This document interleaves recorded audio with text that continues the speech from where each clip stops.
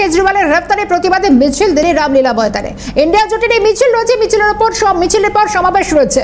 আর এই সমাবেশ কর্মসূচিতে অংশগ্রহণ করবেন মল্লিকার্জুন খাড়গে, রাহুল গান্ধী, তেজস্বী যাদব, উদ্ধব ঠাকরে, সঞ্জয় রাউত, জেকব ব্রায়ান অর্থাৎ ইন্ডিয়া জোটের শীর্ষ নেতৃত্ব আজকে এই সমাবেশে থাকবেন।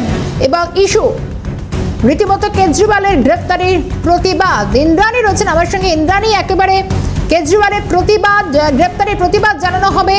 ইন্ডিয়া জোটের সমাবেশ কি জানা যাচ্ছে এখনো পর্যন্ত? দেখো, ইন্ডিয়া জোটের সমাবেশ এবং এই সমাবেশের আয়োজক হচ্ছে আম আদমি পার্টি। মূলত দিল্লির মুখ্যমন্ত্রী অরবিন্দ কেজরিওয়ালের গ্রেফতারির প্রতিবাদে এই সমাবেশের আয়োজন করা হয়েছে, কিন্তু এখানে যোগ দিচ্ছে INDIA জোটের যাবতীয় তাবড় নেতৃত্ব।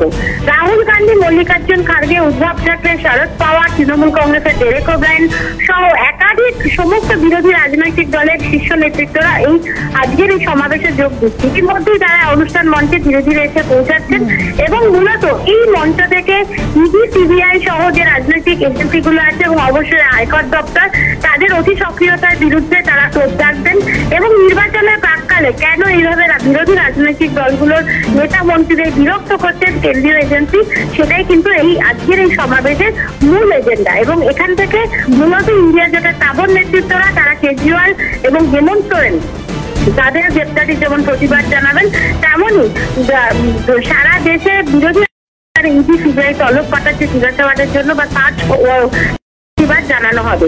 এবং 2024 লোকসভা নির্বাচনের আগে লোকসভা নির্বাচনেরও একটি প্রস্তুতি কিন্তু সেরে নেবে